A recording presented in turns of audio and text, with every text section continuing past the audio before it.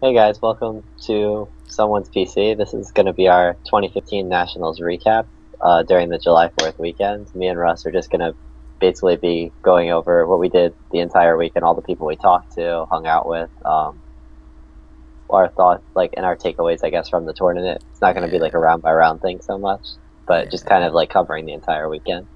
like the Wailord voice. Um, Okay. so what do you want to get into first? Let's just talk about the flight and everything we did up to getting to the point where we were in the hotel. So, um, I think Chris flew in first, and then followed by you, and then I finally came in last. And we all flew individually, except you flew with your father. Maybe that Yeah, time. so with that. Nothing special happened during the flight, or going into the hotel, besides the fact that Dylan forgot his clothes because Yeah, he was so I, focused on I forgot the packs and stuff, guys. It yeah. was alright. So So. we got there and we were able to organize everything we Yeah, needed to. I had to borrow dress shirts from Russ and Chris like the entire day. So if anybody actually caught on, they might have saw like Chris wearing his shirt one day and then me wearing the same shirt the next day. Yeah, But or it's alright. actually wearing a dress shirt at the tournament because you were wearing a dress shirt and then Chris was wearing. I was like, all right, let's all go just gonna do all this together. Um, so we got to the hotel, checked in, and we're like, when should we do this video? Because we promised a video all week to do our final week 3 Nats video. We're like, okay, we're just gonna start playtesting for a little bit, get a feel for what we like at the very last minute, and then just do it in the middle of the night while we're playtesting, which we ended up doing, which was Yeah, pretty funny. yeah. It kind of got blown off for a long time, but we promised it, so we tried to fit it in there somewhere for you guys who were still up late deciding what to play. Yeah. Okay. So, first night, we show up, we go sit down and playtest with a couple of juniors and their Poke Dads, with Chris, who he met on his flight going to Indy. Um, and then we were just kind of sitting down and brainstorming ideas and what was getting hype in the area. And we first went into the day thinking Kyogre was going to be the play because Yeah, we were really excited about Kyogre Ninetales before we flew in, like kind of like midnight the night before on our Skype call. But we had never actually tested Kyogre before, yeah, same. So we tried like dissecting the list that NJ Wembolt posted on Charizard Lounge, which we as were well like, as Kevin Baxter's yeah, list. and Kevin like trying to infuse what Kevin Baxter did before he switched over to the Reshiram variant because that was just to try and counter VG. So we tried to use those like extra card spots and what he was doing with that like particular card choices in order to make To fit the a Ninetales, good yeah, consistent list to try and fit the Ninetales. And a 1-1 line sounds bad. I don't like that. Nor did you. So we were trying to make the 2-2 fit because that's how you get like consistency. You actually make the Ninetales relevant instead of prizing yeah. one and just giving up on the entire And we did fit the like two low two level Ninetales time. line in, yeah. Yeah.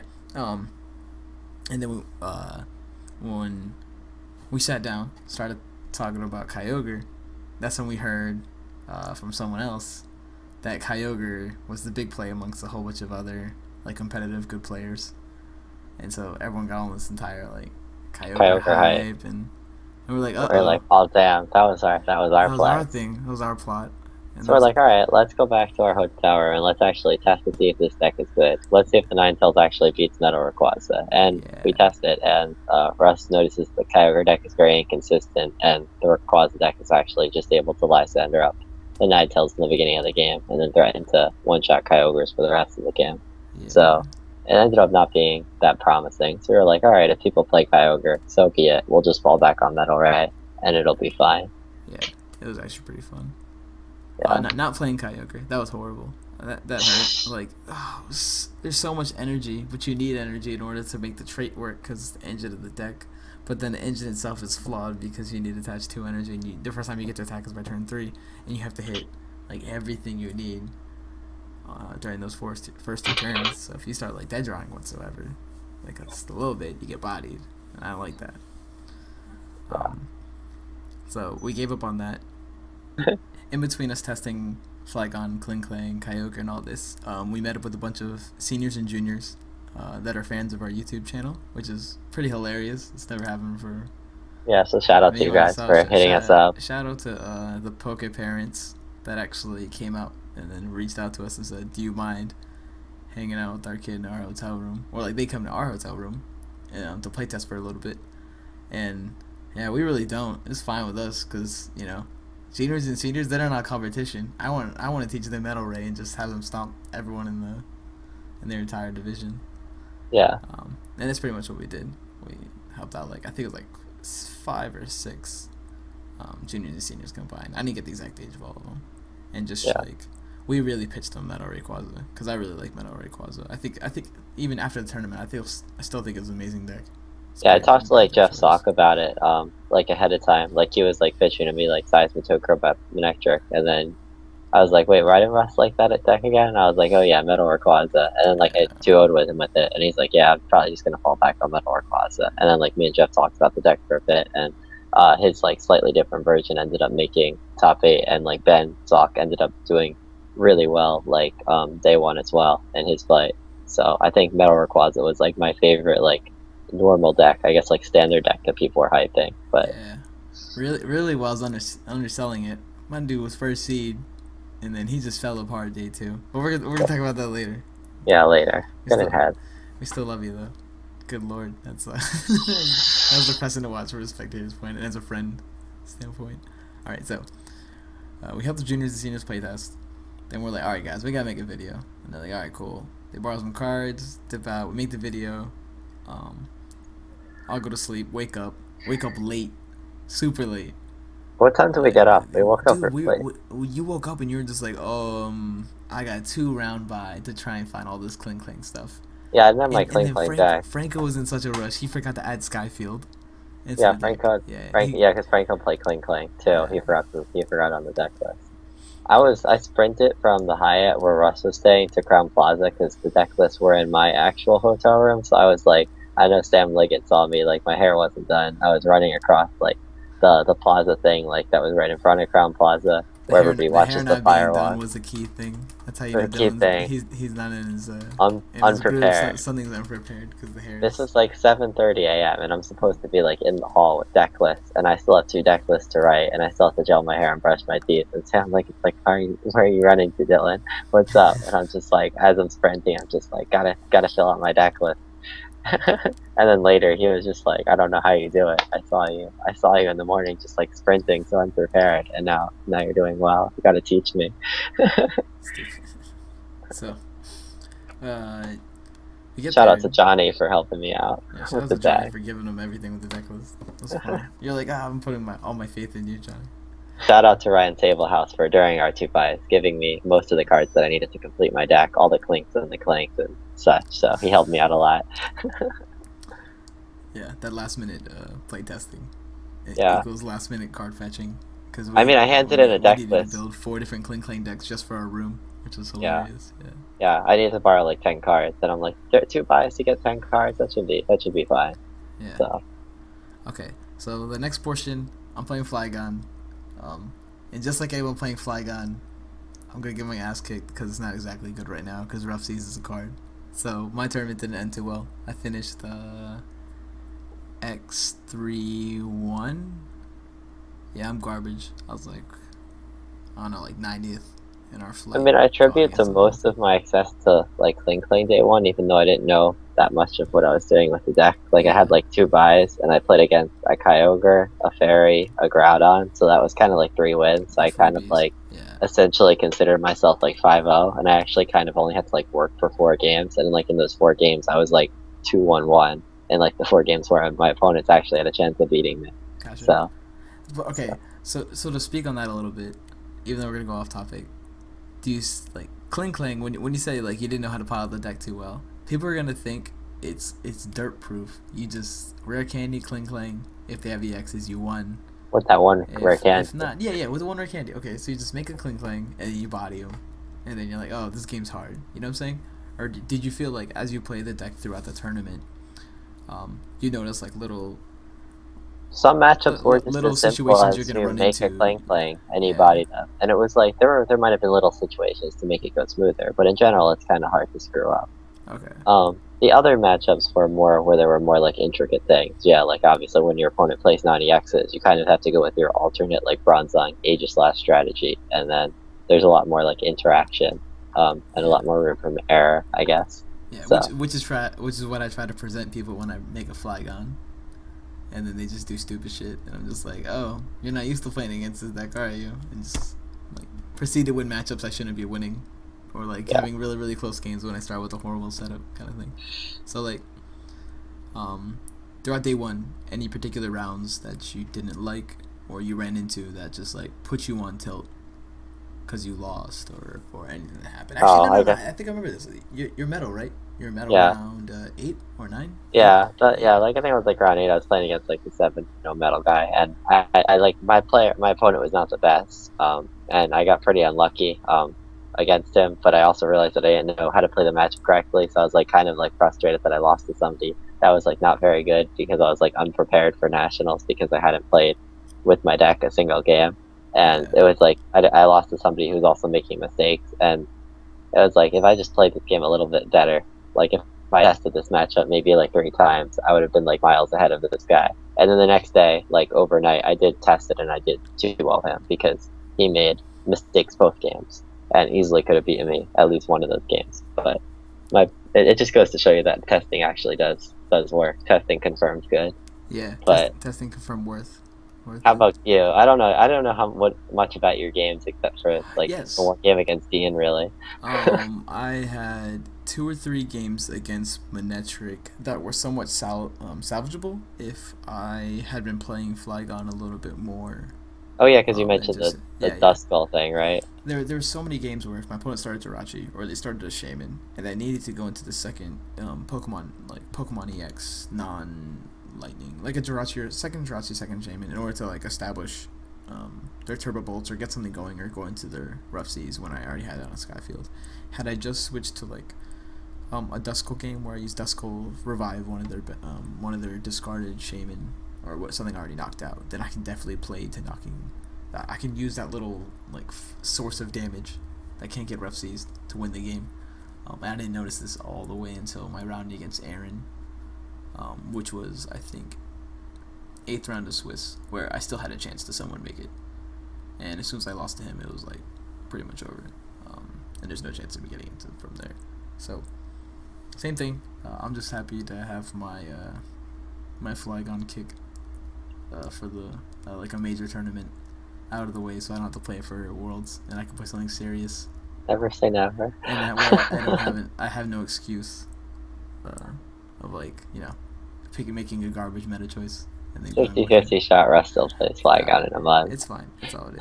Okay, so day one, the only thing particularly special was you losing the medal, which you look super on tilt for. So that's one thing to go into. It's okay. I mean, yeah. Oh, what were you gonna say? I was just gonna say for like people that are starting out playing competitively for TCGs, or like people that just make assumptions when you're mad that you lost a game, it's because you're salty, or like like that. Oh, he's just salty because he lost, that kind of thing. Like it's great to have passion. If you lose and you're like in a good mood for it, that's one thing. If you like lose and you're upset at yourself for how you played it, or if you feel like you lost to an inferior player for whatever reason, from variants of cards, or like maybe they top decked like Lysander on you after you end them to like 1 or 2 cards left, and you're like, oh, I had it until he drew this kind of like situation. It's okay to go on tilt. It's okay to be very upset, but you just have to keep your composure and moving on to the next round. So, yeah, I actually wasn't like, my opponent had 0 cards in his hand, and my opponent top decked like his last BS Seeker for Lysander for game, but I actually like wasn't on tilt about that, because like as you play like lots of games, you realize that like people get lucky, you get lucky. Like that's just part of the game. Like I don't really get on tilt about flips and such. I was more upset because I was mad at myself for losing to somebody who made mistakes just because I was unprepared for the tournament. So I was just like mad at myself, like, wow, if you would have prepared a little bit more for this event by playing your deck a little bit better, and like you knew the matchup better, because I didn't know the matchup at all, then I easily could have won, because the game was so close, and I was like just kind of going over it in my head where I felt it slipping away, like kind of like going over how I could have played like different scenarios better. And then overnight, like I had like people like Chris and Greg help me understand the matchup better. The next day I was way more prepared, but I was mad at myself. I wasn't mad about the other guy for beating me. I wasn't No, mad no, no, no. about him Yeah, getting lucky. Yeah, I was just I was mad at myself for not being I more wasn't prepared. playing that anyway. I was trying to Yeah, like yeah, there's I was just making yeah, it no, clear no, no. though. Yeah, Yeah, you're trying to make it clear that you're not mad at yeah, home, dude. yeah. I don't want any hard think that there's Because any hard feelings same thing. between Like him. I don't try to take the win away from my opponent. If I felt like they made a lot of mistakes and I still couldn't capitalize on it, something was wrong with my deck, or it just wasn't in the cards that time. And that's why you have multiple rounds to lose, because it is Swiss. Like you're gonna run into like a double no supporter hand eventually, throughout 15 rounds of Swiss. So it's gonna happen. Yeah, And it's how you overcome that situation or those bad games, and you just download the information and take it and fuel your fuel your motivation. Because what Dylan really did was, when he lost, Chris and I saw him, and like just his demeanor of how he was walking and everything, I could tell he wasn't tilted, but he was certainly frustrated. And so I haven't seen Dylan like that before in like a while, because like I've known Dylan, I don't know, what do you say, like almost a year probably. yeah, Like us yeah, talking, like really, like like friends. yeah. Yeah, about a That's year. friends like a year. And Yeah, I've never seen you like that, dude. I've never seen you walk like that. I've never seen you have that kind of demeanor. And I was like, all right. So what I typically do is just leave you alone, and then as soon as you played round 9 and then won your match, you walked right over to us at the table, and I was chilling with all the Cali boys, and you're just like, all right, we're going to go play test. And yeah, he just immediately wanted to play test the metal matchup, the same matchup that he should have won at round 8, but he lost because he wasn't ready for it. And it's keeping that kind of mindset, that's gonna make you a champion of said event, or a better player in general.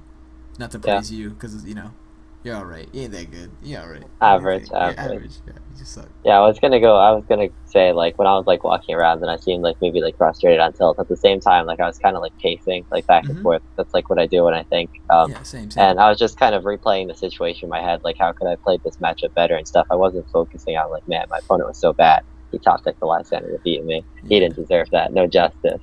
Never lucky. But I was more like, man, what could I have done differently? Like playing all the scenarios over in my head, like in Yeah. case I did play against Metal round 9 before I had a chance to test it again. And I was just like, I don't know, it's that kind of like mindset to get better, like not focusing on like, oh, my opponent got a Juniper off the end to 1, or oh, my opponent top decked the Lysander for a game with no cards in hand. It's like, what could I Yeah. have done differently? Because I couldn't. All that stuff is out of my control. What could I have done differently throughout the rest of the game to win that matchup? And that was the mindset that I had. And although like I was frustrated and like casing a lot, like that's what I was thinking about. So I think just like thinking about what you can improve rather than getting hung up on like where your opponent got lucky, because that doesn't help you at all. You can only change the things that are in your control. Is how you improve in general. Yeah. I mean, I've pretty much been taking that mindset for the past like 10 years. I've been playing card games, from Yeah, Russ is really good with that, for and like League of Yu-Gi-Oh Legends too. versus and Yeah, everything. League, like whatever I'm gonna be playing in. There's a point with versus where when I play tested, or like I was playing in a tournament, if I lost, I went and took out my phone and like opened up a blank document and just sat there and typed turn by turn, play by play, what I did wrong, what was the crucial decision, and little by little, like I would be able to find ways to win, like 50-50 matchups, and kick it into my favor, like 70-30, just off of like turn by turn progression, and how you approach a matchup, as opposed to just saying, oh hey, my opponent, like they top deck like the Blacklister Soldier, or I was playing a bad matchup for Teen Titans, so I was gonna get whooped anyway. But when I can go back and analyze it, and then go into the tank with a couple of my friends, which is why it's great to have a good playtesting circles and a lot of intelligent individuals, because they'll help you analyze said turn by turn schedule that you just put out, and think about where you went wrong. And so you went back to the hotel with Chris, and then you guys playtested for a few hours. Where the point, yeah, and Greg too. Greg yeah, was actually helped a Greg was a lot. beast. Greg has played like one of those guys who's played Metal all year, and I was like, this is somebody who I needed to help teach me the ways of Bronzon. Yeah. Teach me senpai. Yeah. If you guys don't know, that's Greg Sweeney. He won Delaware States this year with Metal. He's one of our good friends from Virginia, and he's actually on the Team Richmond Comics team, which I'm also on, which is kind of funny. So yeah, I don't even have one of their playmats. They need to give me one, or You start having that. It's kind of Well, low. he was a super cool guy, and he was super helpful, Yeah, so I was super he's a thankful. super cool dude. And then he's rooming with us, and even though he's not a big name, we definitely respect his mindset when it comes to this game, especially with metal, because apparently he gave like Dylan a lowdown when I was sleeping. I crashed as soon as we went back up. Yeah, To Rock's the super tired, and he's like, I don't expect it to. Yeah, I was like, all right, you get your good play testing partners. I'm gonna go nap and Yeah, do whatever I gotta do. I would have crashed too if I didn't have to play. I was fucking exhausted. So if you guys are new to the competitive scene, definitely change your mindset. Be mad about losing. It's definitely fine to be upset. It's definitely fine to like get on tilt. I know I do. I get mad. I need to go outside for a walk. Like I need fresh air when that happens. Similar to like Chris needs like a cig, or he needs, I don't know, he has to go outside and put his hands over his head and just chill out, because I get I get extremely upset when I feel like I lost to a player that didn't necessarily play anywhere near like, to the caliber that they should be playing at with the particular decks they're using, or at whatever state in the tournament is. But yeah, change your mindset and you'll become a lot better player. If you need help like learning where to analyze your play, you have to think about everything objectively, because I mean you get to see it from your cards and your point of view, but like if you reviewed a turn by turn progression with myself or with Dylan, and then you try to bring it out, but then he top decked this and did this and this onto it, like we're gonna ask you, where'd you go wrong? You know, we're like, where'd you come to the spot where you're like, oh, I ended into 2 and then you top decked Lysander, and I was like, well, why'd you get all the way apart like ended in 2? And they're like, oh, I started Jirachi and I did this, and it always seems like you have an excuse, where the excuses are never ending, and they should be like things you can improve on, either your gameplay or your deck building. Sometimes there is something that you can never do. There's just like it's just like an There's unwinnable game. You open no supporters. Your opponent. There's nothing you can do. But there's sometimes fate there is with decided the you're right losing that mindset. day. You're gonna accept it. Yeah. Yeah. So. But I mean, yeah, that was basically it. Like Russ crashed like day 1 and day 2. I tested a lot. And then I guess like heading into day 2, like what'd you do day 2 while everything was going on? You just hung out with people. Chilling with Cali crew, chilling with Keon, because he was super upset if he wasn't gonna make top 16 or not. So I had to do all the math out for everyone that's getting the championship points. Yeah. And I think there's only like 3 or 4 potential people to lap him. I mean, and potentially boot him at his top 16. So the odds of them doing really well and all getting top 16 were very, very slim. So I felt like he was good and he was chilling all night. Going into D2, we play tested you versus Metal, and then you versus Wailord too, right? Oh yeah, Chris also helped me. Yeah, it was like 4:30 a.m. and we started playing Wailord. They built Wailord like with a lot of proxy as well. I showered and stuff and got ready for like the day out, and then me and Chris like were playing the match. It was like 4:30 a.m. and Chris was literally falling asleep during his turn playing the Wailord deck. And they're like, how'd they do this for 9 rounds? So Chris woke up early with me and we played the matchup like once or twice, and that in combination with Nathaniel Kaplan, who's like a local player from like my area, giving me some advice on how to play the Wailord matchup, some suggestions, I was able to figure it out and beat it the second day. But other than that, I picked up like some auto wins, and I played against the same metal guy, and I 2-0'd him because I knew the matchup better this time, and he made some mistakes. Gotcha. But other than like Wailord and the metal guy, my day 2 was just auto wins. Beast. And that's what Kling Kling's gonna do. Like that's part of the call. Like you're gonna run into those Groudons and just Kyogre's Manectric. Yeah, Kyogre's decks, they have no chance against you once you make a Kling Kling. That's good. My matchups were nice. I wasn't sure how much it was a medical and how much of it was getting lucky with matchups, but I did come run across quite a few decks that you just evolve with the Kling Kling and they lose. So it was good. Okay, so that day ends, and you get into the point where we're gonna start talking about intentional draws. Yeah. And how good and bad it is for our major tournaments, because I felt I love intentional draws. I feel like if you get to the point where you can just draw with your opponent for you both to get in the top 8, then you deserved it. You both slaughtered the entire tournament, and congrats. Now you get to just walk away with free 1-pointers apiece in order to get you into top spots, putting you ahead of all these people who've already taken their 2 or 3 losses.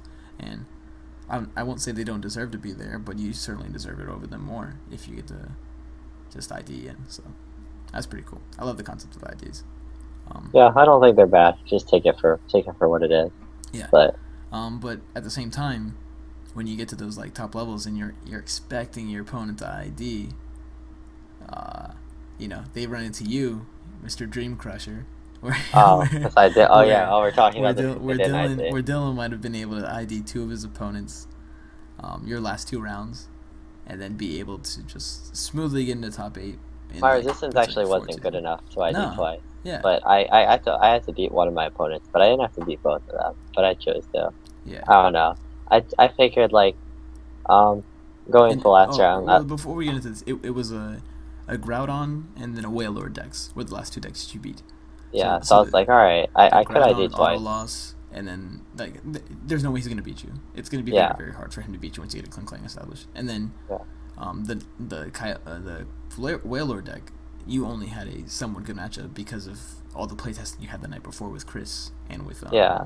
was it Nathaniel? Or... Nathaniel Kaplan didn't play Okay, test with me at all. He just gave me some verbal advice for like okay. a solid like 10 or 15 minutes, which was super Mental helpful though. playtesting is good too. We theory Yeah, mom. We get yeah. that. He had played the matchup. I hadn't, so Okay. like he gave me some like advice going into my playtesting, which I like used in my playtesting, and then kind of saw how the cards interacted with each other. So it kind of gave me like a head start, like Theoremon wise. Yeah, I got you. He gave me a head start on the Theoremon. That finishes. We go into top eight, and they say that they're gonna post everyone lists online, which is sweet. Yeah, Because then now we can build an exact copy of the decks and start playtesting with it. yeah. On our way out, we run into the sock boys, and they're playtesting in our hotel lobby with Because Jeff Salk is yeah also in Jeff. top cut. Yeah, 'cause Jeff's in top cut, and he's playtesting against Grant Manley's Electric list. miniature carp list, and it was in that moment that we heard about the Finnegan coin thing about Jason Kaczynski. Yeah. Yeah. Do you want to tell the story or? Okay, so I'll tell the story. During round 14, so right before the final round, where Jason just needed ID with Enrique in order to get in, he walked over our table. It was myself, Ray Chipotle, Paul Johnson, and then like Tyler Ninamora. I haven't met half the guys at the table already, but I just try to meet people in the Pokemon community because they're all nice, and I know like 3 of them there, so we're all just kind of chilling. Jason walks over, and he's like, "Do you guys have a Finnegan coin? I really need my lucky Finnegan coin."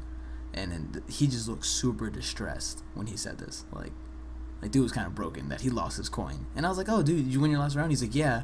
I was like, "All right, then you just ID and you're in cut." And he goes, "Yeah, but I'm not even gonna ID. I'm not even gonna win if I don't have my Finnegan coin. I need my lucky Finnegan coin." And I was like, "All right, champion." So he kind of turned around. None of us had a coin. I mean, who cares a Finnegan coin? Like just randomly like that. We were all sitting down, especially like a group of competitive players. Like we barely carry around trade stuff, let alone like extra Finnegan coin. So we go away. We go to the hotel lobby. We're talking with Jeff and how our top 8 match is going to go tomorrow. And one of his boys, who I don't know, and I've never met before, so I'm sorry I don't know your name, pulls up the thing on Burbank where he's talking about someone in Burbank is trying to buy these specific randomizers. It was like base set Chansey, a Lugia, a Ho-Oh coin, and then they mentioned the latest Finnegan coin, and they said that it's weighted to give you heads more often than not. And then I was like, it all comes together like pieces of the puzzle. And so what we were thinking is like this could be his lucky coin, you know what I'm saying? Maybe he's his lucky coin, whatever else. But from hearing what everyone was agreeing on Burbank, that the coin was somewhat weighted towards getting heads, and the stress in Jason's voice when he said he was looking for the Finnegan coin, that kind of gave us the mindset that, hey, I really don't want him to be using that coin against you tomorrow, bro, And so that's when you took like So going into the next day, then I talked to the head judge ahead of time, and then I was just like, I'm concerned about my top 8 opponent's randomizer. Without making any accusations, can you please supply us with a different randomizer? Yeah. So she does, and then Jason obviously appeals it to the head judge because he really wants to use his lucky Finnegan coin. Really, I mean, really wants to use this coin. Who wouldn't want to use a coin that was so lucky? Dude. It was on stream. That's what people were like, "Oh, what's the big thing that's gonna happen? How come there's some controversy?" I was like, "Cause Home Dude wants to flip a coin Yeah, he was going on for like 15 or 20 minutes, like why it was unfair that he couldn't use his Fennekin coin. They changed the rules, like because like it's just because I'm on stream or whatever. But she was just like just to keep it on to have a consistent randomizer while we're on stream, and because of other concerns. Uh, then and I'm sure that was those a smile. Your little other yeah concerns. yeah because mostly because of what I said. But I don't know if somebody like says you're concerned about your top eight opponent's randomizer, and then they go on for like 20 minutes about wanting to use the specific coin. It seems kind of sketchy, and she Yeah. probably thought that there was something up as well. So if the It's coin a was solid sketchy, 70-30 to 80-20 for him yeah, with Toad Garb. Like that was ridiculous. yeah, Like that trying to was play like that matchup. 70-30. And then like against Wailord, you don't have to take off energy and you don't have to put them to sleep, so the coin didn't really matter. But I would rather him like, I'd rather it be like the 70-30 it should be than like a 90-10 because he gets all head. I mean, Yeah. it's unfortunate if there was something sketchy about the coin and he beat people with it, but I guess what's done is done. But Yeah. just for the future. But I mean, like going into day two to day three, I pretty much like was up almost all night again, testing this metal matchup for like 9 hours. So shout out to like Russ and Chris for helping me test. Shout out to like Kenny Britton and Israel Sosa and like the whole Cali crew. Because like I think Israel Sosa was like up with me until like 5:30 a.m. So Yeah. it's like really awesome. He doesn't get to play test a lot of East Coast dudes, right? Yeah, Like that was so like it was awesome. It was awesome that he stayed up with me and helped me play the match. yeah, beats on his own. Yeah. Sosa's a really cool dude. Yeah, but a lot of I don't know, a lot of my nights, like it's like a lot of people just like are like happy to make day two, or they're like happy to make top eight, and then they just kind of like go out and like party or whatever. But it's like, Yeah. you know, we still got work still has to be done, especially because of my lack of preparation going into national. So like I really wanted to practice all the matchups. And be as prepared as I could be, and then as soon as nationals was done, then I was going to hang out with as many people as I could and celebrate and stuff, which I did. Like after day three with the Cali crew, all the people that were still here Sunday night. So shout out to playing Resistance and going to Steak and Shape with them. Yeah, that was beast. So we go to day three, after playtesting with Christy, the Cali crew, and everyone all night, and I feel like everyone I wanted to root for in top eight got bodied. Yeah, except for the Wailord kid. I did hope that the Wailord kid won his top eight. Yeah, me too. I wanted him to get there once everyone else lost, because I think Christy got 2-0'd because he drew like garbage. So yeah, me and Jeff had bad matchups, and yeah, Christy drew like garbage. I was rooting for Christy and Jeff as well. Yeah, same. But then top four played out how it played out. Wailord gets in the finals, and then you have Toad Garb, because the metal guy I think decked out game one. Metal guy didn't know how to play his deck against the Toad Garb matchup very well. He didn't know how to play the Wailord matchup very well, but I guess he knew how to play some of the other matchups well because he got there. Yeah. So. Yeah. Top four, good for you. You did good. Yeah. I'm not taking that top one. four at Nats. Yeah, top four at Nats is pretty good. Better than how I did. I lost the top eight. Never made top four at Nats. The finals was a punt fest. All right. Yeah. Anyone thinking they're like, oh, great job, Jason, you guys got there, what a phenomenal player, and I was like, excuse me, had Enrique just chilled, like really, like had he just like, if someone got this man a Slurpee or something, just to sit back and relieve some of his tension, because he was so excited after winning game one, the way he, like, you could see it in his shoulders, like the change in stress and like his demeanor, like he knew he was just about to get there. I think Enrique's like mindset and strategy, because he hadn't played in a lot of big events, and he told me actually in Swiss that he was worried about top eight if it was like a sudden death game with Wailord. But I think his strategy to like counter that was, I'm just going to play as fast as possible to make sure that I can deck them out twice in 75 minutes to make sure that it never goes to a third game. Yeah. But like you said, if he just like after he won the first game, Jason's strategy was to make the first game take not necessarily as long as possible, but to make it make sure it took a certain length of time, which is probably like, I think probably around like 40 minutes was what he was shooting for. Yeah. And then he was gonna play slowly the second game, and then at a certain point when there was something like 15 minutes left, he was gonna speed up his play significantly, stop checking discard piles, start playing Juniper, start playing very fast, stop asking like how many cards are in his hand, and then try and take prizes as fast as possible, be as aggressive as possible. And then because he wasn't sure if his opponent was going to be smart enough to change his pace of play, and he wasn't sure how many ACs and Cassius his opponent could draw.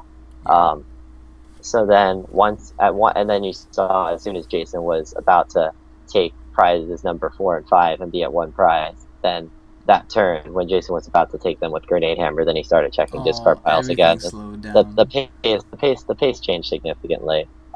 I mean, like, to be fair, it was like legal stalling, but like Yeah, there yeah, was like a it significant. was definitely legal slow play. And But that the intent was yeah, there. The intent was there because you could see the change in pace of play. yeah, From Enrique's perspective, all he really had to do was he'd had to do the same legal stalling at the start of game two had he been like wearing a watch and realizing that game one took 40 minutes. Jason wasn't going to let game two finish if he played at the same pace. So he had to legally stall from the start of game two at the same pace that Jason was playing because Enrique was playing like super fast. So if he just played at the same pace Jason was playing, which we're saying is legal stalling, then then Jason would have never had enough time to even draw 4 prize cards to begin with, and Enrique would have won because enough prize cards weren't drawn to make the game to count. But instead, because Enrique isn't super familiar with the tournament rules and wasn't super familiar with what Jason was trying to do by playing the clock, he kind of, I guess, got like taken advantage of in that sense. He wasn't wearing a watch, and he tried to finish 2 games, which was never going to happen. yeah. And But, this is you wearing a watch, but you're not allowed to look at it, right? yeah. You're not allowed to keep track of time, but you're allowed to wear a watch. I Those mean, are like Jason had a watch. I rules. don't Yeah, think. yeah, no, Jason had a watch on. He knew exactly what Yeah, was going on. you're not allowed to like act. I think you're not allowed. I don't know what the rule is technically. Like, you're not allowed to like actively like look at it, but like just glancing at the watch once in a while is like people don't really care about. I'm not even really sure what the rule is, but anybody, Yeah, I feel like all the people who play all the time wear a watch. Everybody yeah. does it. And then So his other option was to just scoop in the middle of game two as soon as he knew he's going to take prizes 4 and 5, go straight into game 3, so and at then they least there have to would be a play 6 game 3. prize game. Yeah, and try and And deny the he wouldn't energy. get end to 1, which ended up losing him the game going into game 3. But Enrique had no idea how much time was left again because he wasn't wearing a watch, and Jason probably had an exact idea within a minute of how much time was left in Yeah, both these games. Yeah. yeah, Like, Jason like scooped up like game one, which was like surprising to people because he could have made it last a few more turns. But Jason like had like a specific time that he planned on scooping, because he wanted to leave himself with X amount of time for game two because he realized that he still needed to draw 4 prizes game two, and my opponent might be smart enough to start playing slow and not let me draw those 4 prizes. yeah. Again, this is all legal time manipulation. Yeah, but In no Enrique way, wasn't like, aware yeah, of yeah, this yeah. time He's manipulation. isn't aware. Like we're not trying to say is like trying to call out Jason for like purposely stalling or like purposely rushing. Yeah, this was legal slow play, This is but this legal is slow just playing. He was still taking relatively fast turns going into the first couple turns of game 2 because he knew he needed to establish a certain game state where he had to take his like 4th or 5th prize. Yeah. And as soon as he did that, play slowed down. Enrique was still playing at like his own pace, and then there was a certain point where he needed to speed up, and he didn't. Like and we're more just talking about it just so that newer players are aware that like Mhm. other players are going to like work the clock against you. So not like just being completely unaware of the clock and like oblivious of it is putting yourself at a significant disadvantage. yeah, a savage disadvantage. Like you don't want to be ignorant towards time Like manipulation. it's or ignorant to how say time that moves. Jason played at the same exact pace throughout all those games, and that wasn't his plan No, all along. yeah, Like it he had certainly like was. You can tell. Like there's a certain point in the game when he picked up his opponent's discard pile and didn't even look through cards. Like he just like went through picked really. it up, used his thumb to like swish through like 6 cards and put it right back down. He had no intentions of looking for a particular number. He wasn't looking for how many VS Seekers or this or AZ or this and this was burned. He didn't care. Which is all legal stalling, Yeah, I guess. it's all legal stalling. Good for him. I mean, he did it correctly. People are like, yo, he played that so well. I was like, not really. He just did time manipulation. Enrique punted, in my eyes. That was a Wailord. As soon as he won game 1, it was over. There's no point. Yeah, he just had to him play playing slow so enough. fast. You just need to play Jason slow. would never draw 4 prizes. And not even like a slow, I'm gonna make you lose this game. It's just Equally as slow as Yeah, Jason was equally playing. as slow Yeah. as, Oh, when you do Pokemon Fan Club, search your deck for your 6 prizes. Like little things you should be doing the entire point. Yeah. Games 1 or 3 or 2. Yeah, you saw like Enrique like draw past at like breakneck speed at a lot of turns. He was going off. He needed to calm down. And like he forgot to heal Rusty's a couple turns because he did it. Yeah, he literally just had to chill. He might have been nervous because it was his first finals or whatever. Yeah. But Either way, congrats to Jason for being our nationals champion. Yeah. The Finnegan coin was adorable. I hope to see that again in the future. Yeah, that was, come on now. Lucky coin. Lee. It was crazy. Yeah, I hope more. I don't know. I guess I hope more people are just like more aware of like the Yeah, just potential like time manipulation stuff and like the coins and stuff like that, and people I don't know don't get taken advantage of in that way. yeah. Like And then Wembolt tried to speak out against it on Burbank, and he says he thinks that Jason uses his reputation as well as his likable, charismatic personality. yeah, To try and it's, get scoops to him during the Swiss rounds. I wasn't there to witness any of it. yeah. I heard it from a couple people that a Yeah, couple of the I tie. heard it from multiple people, not just Wembolt's post. But I do respect Wembolt as an individual and an intelligent person. I read almost every single one of his articles on Charizard Lounge, and I So like shout it. out to him. So shout out to him. He's got very sound logic. He's a cool dude. I Yeah, played I him wish I got to meet last him year at during nationals. Did Yeah, you meet him at? I met him last year, and I 2-0'd him during Swiss because he was playing Landorus Dusknoir, and I'm playing Flygon with Mr. Mime in it, and he was just like, "Oh, well then, thank you for playing Mime and kind of auto-lossing me here." Yeah, But in general, because I was playing for so long, I like by the time I finished day three, like a lot of people like were already to start ready, like going home and stuff. So at Worlds, I hope I yeah, get to run into a lot of the people that I didn't get to run into at nationals. yeah, Um, but Wembolt was just like, yeah, he used a couple of the ties that Jason got. He basically used his personality and like position in the game to convince them, apparently persuade them to get wins. And we heard this from a couple people. So whether or not that, I'm sure he did it in like a very legal way, but yeah, yeah. I don't know. I don't think he's ever gonna go outside like the Yeah. boundaries of the rules to try and like you know But I just to think like like if you power show play up to people. nationals, I Yeah, don't really think you should be like conceding to people. Like nobody is more deserving of you, like to like win a game, or like they don't deserve to win more than you just because like they had X number of world champions or chips, or they I don't know, whatever reason. Like if it's like a friend and you believe like one of you should go farther, then that's like one thing. But just some like random guy, I don't know. yeah, I don't believe that like some person is like more deserving of another just because they have more accomplishments in the game. Like when it comes to like all these league challenges, concessions, and just concessions in general. But yeah. yeah, if you want to help friends out, that's cool. That's But perfectly just fine. If you want to help yeah, out strangers, that's fine too, I guess. But yeah. But just but like think hearing twice him do about that it. kind of like leaves like a sour spot in your mouth. But Yeah, um, yeah, we're gonna move on past that. yeah, So, going the top 8 decks. How about that? 'Cause yeah. we're The top moving eight, into the top eight was very diverse. We had like 8 completely different decks, which I think hasn't happened for a long time, yeah, if ever, since I've been playing anyway. Like top 8 completely different decks. yeah. So we're about to come up on like 50 minutes right now. All Into right, the so let's video. just let's run through our thoughts on them. Let's run through it. Toad Garb. I think it Uh, sucks. I hated I his was list. surprised It to was like a me. I was fluke. surprised. Yeah, I play tested against this list a lot because I was playing the metal matchup, but almost everybody who picked this deck up was like, "Wow, this list is really bad." Yeah, I really didn't like it. He played 3 VS Seekers, a Shadow Triad, and then three Burbanks before playing a 4th VS Seeker, and then you can just use so much Yeah, I more. think the Shadow Try because we had been a 4th VS Seeker. Yeah. Yeah, and something should have been a 4th VS Seeker. That was one of the main things that were missing. I don't know. I guess when you have a lucky Fennekin coin, anything is possible. Yeah. But it loses to like a lot of decks. Like it lost to Wailord, it lost to Groudon, lost to Kyogre. I believe it lost to like a normal metal deck. I believe it lost to Manectric. It wasn't that great against Raichu. I don't know. It doesn't beat a lot because there weren't like a lot of super ability reliant decks. And even like a normal metal deck has like Cobalion EX and more answers than my Klingling playing deck did against it. And it's only 50-50 against other Seismitoad decks.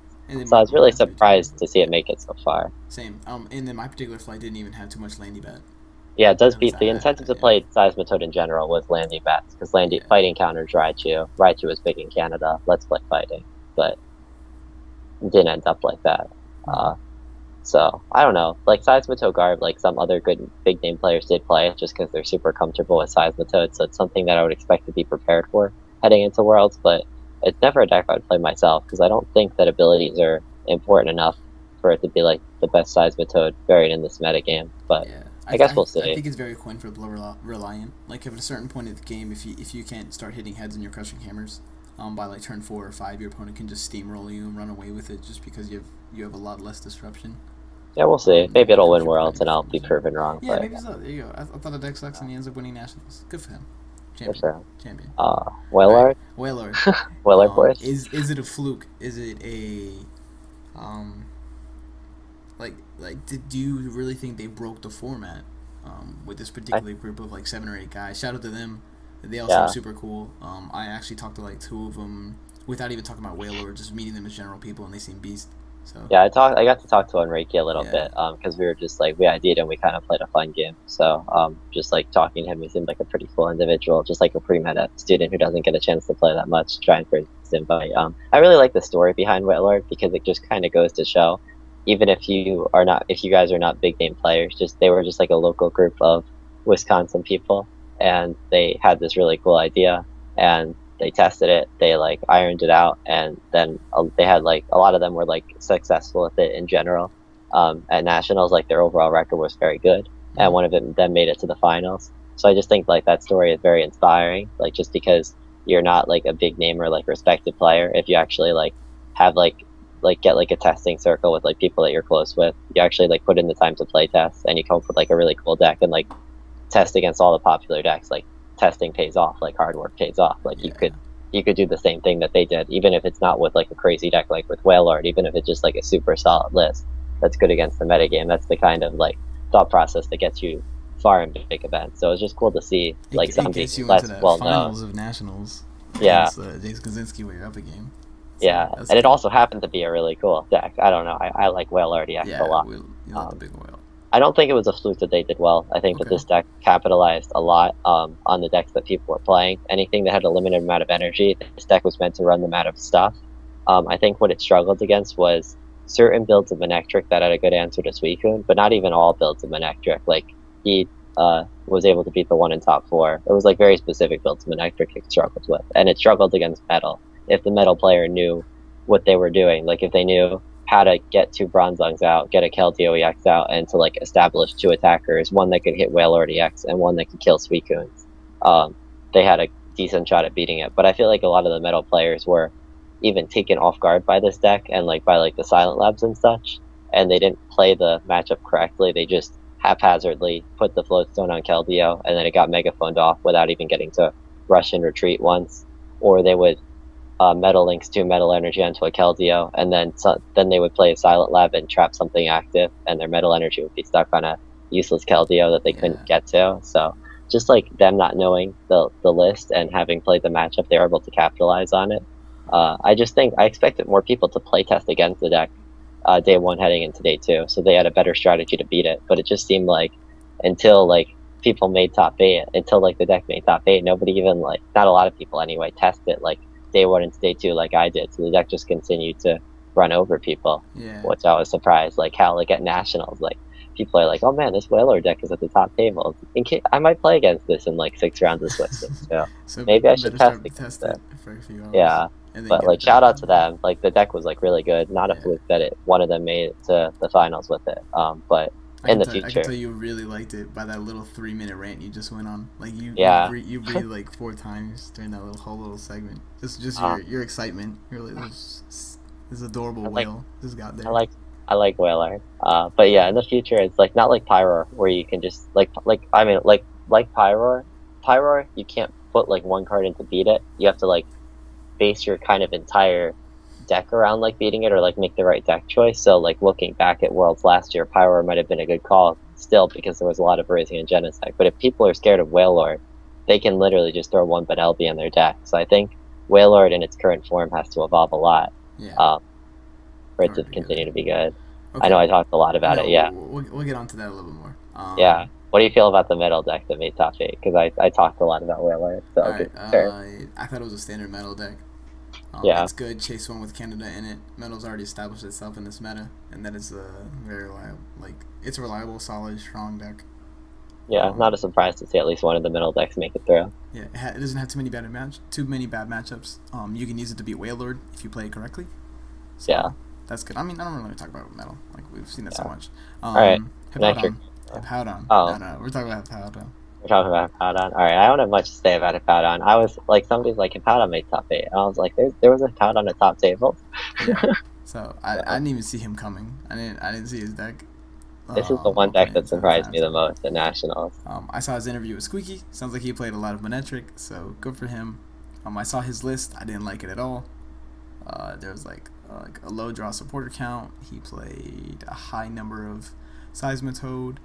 He Oh played man. Birch though, so props to him. I know Russell doesn't like Birch. Oh my gosh. I'm playing the Burge. It was so bad. Whatever. He got there though. So, I don't think I'll be seeing the deck anytime soon. Um, Hippowdon's it's very also metagame dependent, like yeah. you even lose to Raichu, they can just blow Hippowdon out of the water. And I then think, yeah, even if you have weakness advantage, who cares? You need 3 energy to attack. If you think that doesn't matter, it really does. The Rosic bodies you, and Enhanced Hammer bodies you. there's a chance that he had like knowledge of this deck that we just don't have, just because I've honestly never picked up this deck and played it. It seems clunky on paper, but maybe he just understands things we Yeah, don't he was about able it. to make it work. I mean, he topped Like, it. I'm not taking anything away from his top. Good for him. That's beastly. yeah, yeah, Um, like I don't really understand the point of like the size of toads like in the deck, like what matchups to use them in, and it feels like there's like a lot of like tech cards, like the one like I don't know, like the the one three center one, lady. like Burbank Laser, yeah, the one center lady, the two silent labs, like it seems like the one enhanced hammer. It seems like he tested this list a lot, and he put these cards in for like very specific matchups. So I feel like the deck is like better than we're giving it credit for, but it does have several matchups it has to avoid, and it has several really good matchups. So in the right metagame, Hippowdon's super cool, but Yeah, I like it. yeah. Okay. Um, Cling Clang. Clang Clang. Cling Oh Clang. yeah, You? John. My deck, well, kind of Johnny's deck with like 2 cards difference. Yeah. I don't know. I feel like the Clang Clang list is super solid. So shout out to Johnny for that. I changed from his list one Sycamore for the second Chorus, and I took out an Escape Rope for a second Heatran because I thought I needed another 90x attacker, specifically another Heatran against metal decks, Yeah. and like another 90x for Safeguard. Maybe that second Heatran could have been Cobalion EX, but I just didn't expect Toadgarb to make it very far. I wasn't sure if it was enough to even influence the Toadgarb matchup, and against the other side of the Toad decks, I felt like Clang Clang would be enough, because a lot of people were like, why didn't you play Cobalion EX in your Yeah. deck? The rest of the list is like pretty standard, I think. I mean, I guess like there is no standard for Clang Clang, but it like pretty solid. That is a better word. The 2 Shamans interact really well with the 2 Skyfields because you're kind of able to like you can like go off like and get like faster starts, and you have a lot of different Pokemon you want to bench, so the Skyfield works really well with that. And the 1 Rare Candy kind of works really well with the 1 teammates because you could make 2 Clinks, and then when they kill 1, you could draw 2 for teammates for Rare Candy Cling, in the matchups where you just need to evolve and win. I think that like highlights like the general cards, and I basically, as I talked about, just took advantage of the auto wins that Cling gives you, and then between like playing well and I don't know, I guess like getting lucky at the right time, I was able to beat my other matchups where my opponent didn't just get totally blown out by Cling, and I made it pretty far. So Yeah. that was cool. I like the deck. I was gonna play it if I didn't play Flygon, but Flygon died. Alright. Flygon's a trap for us. Grant Manley's Manectric Garb. I saw his list. I didn't like it. Kind of clunky. It was drawn really clunky. Even though you had 3 trainers males, 3 acrobikes. And then he had the unfortunate situation to play against the Wailord in top 4, and when I walked over to watch it in the feature match tables, I saw him make 1 or 2 misplays. He played his links down on Garbodors in like very awkward situations, and then I didn't see him using the energy acceleration to like try and swing the two or 3 hit KOs against the Wailords in the proper like situation. Like I think you were supposed the strategy in that matchup you is can do that and swing that and then use it onto the to load up the Garbodor and then use you're supposed to Turbo Bolt to Garbodor so you can retreat it when it has the link attached. But it's still bad for the Manectric player. The Wailord still beats you most of the time. Yeah. I didn't think it was any way favored to him, but I just think you have somewhat of a chance, giving yourself somewhat of a chance. But I didn't watch him play, but that was. I don't know what happened, but I don't know. Some Manectric deck was bound to make top 8 with all the people trying to play it with various cards. I feel like Manectric in general, not his list specifically, is like very versatile, and there were a lot of various Manectric decks in the top tables. I think there's not like one, like the most played deck. There's not one good way to play it though. No, but I think Manectric in general was the most played deck at Nationals. Like, I saw so much; it flooded our area. Like, I'm not really sure. I didn't scout very hard. I saw some. I saw a mixture of it. Focused on like Cling Clang, stomping. You're focused on like what's in front of me, maybe the couple tables next to me, and then I just kind of like talk to people, and then it's like, oh, rounds up, and I'm like, oh, okay. Like I barely even noticed the downtime in between rounds anymore, just because I'm so caught up with talking to people. I'm just worried about not missing the next round. So, All right. Next is the Toad Manectric Bats by Christy. which is super similar to what you played, except more seismitoad and less Manectric. Yeah, and then she plays Laser Bank, and I play Rough Seas. Because Yeah. we play like men. We don't play Laser Bank. I don't like flipping. Yours was The more. only time I flip is for like degenerate cards that shouldn't be in the game. Super Scoop Up, peace. There's no reason that card should be printed. I want it. Like I want to flip heads on that. Win Yours games. was like a toad bat that was more that had like a tech Manectric, and yours was more like a Manectric bat that had a tech Yeah. toad. But Yeah. they But I don't Rock Art though, so rock clutch. red. It's so Yeah, I was good. kind of letting It's you so talk good. about it because Okay, you yeah. have a lot more So experience with this. so when I got my states win and then top four, the following week after, Rock Guard was so clutch. And then I think 2 weeks later, then I top 8 of the regionals with you. Rock Guard, bro, so good. Like people don't know what they're doing when they play into it. If you go against a Toad Mirror match and you're able to like get a first turn 1 or 2 Skyla, and then get your Rock Guard down into your Toad, and then you're trading Quaking Punch behind a Rock Guard to their Quaking Punch with a Muscle Band. Even if they misband, they're getting bodied. They're hitting you for 30 and taking 60 back, and then they get 3 KO going into your turn. Peace. Rock guard quaking punch just wins It was against that. juicy. And then you super scoop up and you put it back in your hand. It's insulting. Like the times I did that, I felt like it wasn't fair. Like it really wasn't. I looked at my Chris phone, didn't I was even like, why use are you still Skyla here, though. man? She just drew rock guard. Yeah, I didn't like the list. I thought it like was Skyla. overall pretty good, yeah, but I think just like fitting one Skyla because rock guard was so important, like you said. 4-3-2 Crobat? What? I see so many different Crobat lines, and I haven't It's played. disgusting. If you prize a Crobat, you have won the whole game. Hopefully, you don't have to Juniper it away. Please, I think no. Crobat was less important than it was in your version because your deck was more focused on Manectric, so you needed the Crobat for your numbers. But I feel like with Seismitoad, you could get away with something like this easier. Not saying it's like the best option, but I think like the third Crobat is essential in a Manectric focused bat deck, but in a Seismitoad focused one, 2 Crobat is not terrible. Yeah. And then she also has lasers, and I didn't have that, so you have a certain different damage output. But Yeah. it is Christy, and she's like the Toad Queen, whatever. She's she's a thug with Toad, and that's why she's still top 5 in the U.S. And Canada. And also super awesome to hang out with. And super beast person, because she's part of the Cali crew. And the last deck I guess is Metal Jeff Ray? Saw. Yeah, Jeff. Yeah, Metal Ray. That was like our fallback deck. Chris actually ended up playing this. His list was like kind of interesting. He had like a lot of text in here. Like he cut the third Mega Rayquaza for the utility of having Sacred Ash. He played a couple more techie attackers than we did. Like he played Kecleon and Heatron. He played the second Aegislash and Cobalion. He was like, well, he was able to fit all that because he didn't play an Altaria line, and that cost him top 8. He got mangled. Yeah. But I mean, he made it that far because I guess because of all these extra attacks. So although that cost him, it cost him the game. Yeah, Ben Sock said that his fall from grace was basically he played a lot of Manectric decks day 2, which the Altaria would have helped a lot against. And Jeff worked his way up from the bottom because he avoided all the Manectric decks. So their list was very weak against Manectric, and the list that I posted on 6 Prizes had fit the Altaria in and just like some consistency instead of all these tech cards, which was much better against all the Manectric decks. In hindsight, like because this deck started to gain popularity, I would have thrown in the one Kecleon somehow, but other than that, it was just more what you expect to run into because you can't beat everything at a tournament nationals. And, like, look at this top 8; it's so diverse. And yeah, but I like their list a lot in general though. Like they decided like, all right, we're not that scared of Manectric. We're gonna put in these cards instead, and like overall, like the trainer engine is like very similar.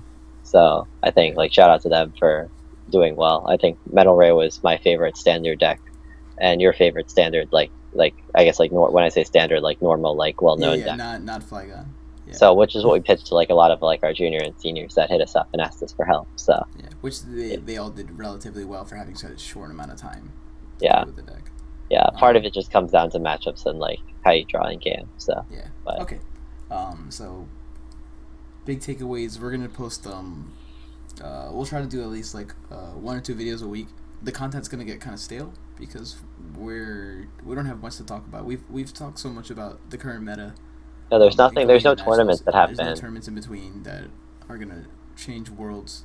The only thing could be is what particular players are hyping So if you guys have Like anything deck that you want building. us to talk about, like whether it's certain decks heading into Worlds, or if you want us to talk about like cards from the new set, which we'll probably do at some point, like just to Yeah. give you guys deck ideas, just like I mean like comment or like message us like you always do, so that way we can give you guys the content that you want. Yeah. And then what someone's been recommending to us, like 3 or 4 people now, is they wanted to see you and I playtest our rogue ideas, and how we get um, like the decks that aren't considered good to be tournament worthy, All right, we and can like do how it. we're getting there. So I figured we're gonna try and get to the point where Dylan and I can meet up with each other, because he lives in New Jersey, I live in Virginia, and Yeah, so this can't we're gonna happen probably all the meet up. time. It can't happen all the time, but we're gonna meet up in Northern Virginia a little bit, and record our games, um, and just probably get like 3 or 4 hours of like just different rogue decks in, um, and post a couple videos in between, and then we can do commentary on each other's hands, and just Yeah, like how we're playing the game out and insulting each other, because sometimes we play like crap just cause we win events, or Dylan wins events, I just do somewhat decent. Um, doesn't mean like we're never gonna make mistakes. yeah, mistakes is how you learn. Like when you Yeah. pick up a deck and play, that's you usually make the most mistakes. But realizing those mistakes, I get better faster. We'll do our best with that. Like we still have to work out all the details and such, but Yeah. we'll try and get something along those lines of like hopefully commentating testing games. Okay. To try and wrap it up, you see our new banner below us, which is drawn by one of our friends, Bucky Hoyle, who's actually an upcoming artist, uh, and he does amazing work. Like he worked a week and some change on this particular banner after all the like Changes little and little stuff. Yeah, changes we wanted to make to it. I know we all love it. I think it's pretty adorable, as well as bees. Like I have a hair across on there. So shout out to him, and please look up his artwork. Or if you guys want any like custom mats or something you made, definitely hit him up for ideas. Um, and he was really easy to work with. Along with that, like shout out to everyone that said what's up to us this weekend. If we do not know you, or if we do know you and you mention someone's PC, just of our content, um, and just saying hi to us in general, like at nationals, we're all really approachable people. You can like if you guys are seniors or juniors or your parents, and you're like your son, daughter, whoever want to just come up and talk to myself, Dylan, or Chris at any point in the day, please feel free to do so. Unless we're on tilt, like if you see Dylan raging, like walking away from a game, don't talk to him then. But no, you can I talk mean, to me then. you It's can talk okay. to I him. need to. You probably won't take it out on you, but No. yeah, we really do appreciate everyone saying great content, or we wish you guys had more subscribers, or you guys are underrated for what we're doing. Because we like I said, we're not in this to make money. We just kind of like to put our ideas out in video form, and then be able to link our friends, our thoughts. Because I have a lot of Yu-Gi-Oh friends that want to get over into Pokemon, because the community over there sucks, or their games just don't. I don't know. They don't give them the same happiness as they used to. I mean, if you think that there's somebody who would enjoy our videos, then feel free to Yeah. mention If it to someone that. has your reviews, uh, then feel free to send it to them. But yeah, we don't have much else. We're gonna try to keep it at least one video a week. Going all the way into Worlds. Hopefully too, but we'll see. There Yeah, might be some slow weeks, we're but gonna try and make it two, but we're gonna at least do one. yeah, during the year, as like there's like more like constant like tournaments, like when there's like 3 weekends of regionals and there's like all the cities going on, then it'll be very easy to pump out 2 videos a week. But in some of the slower periods, just it depends on kind of how much you guys message us and inspire us to produce content. Because like if you guys give us a bunch of really cool ideas, then for sure we'll pump out 2 videos a week. All right. That should be good for me. You got anything? Yeah, I'm good. All right, peace out, guys. See you next time. We had an amazing time at nationals. To all our friends, and then anyone that hung out with us over the weekend. You guys make it all worthwhile, and Indianapolis was amazing. Yeah. So can't wait for that. All right, guys, take it easy.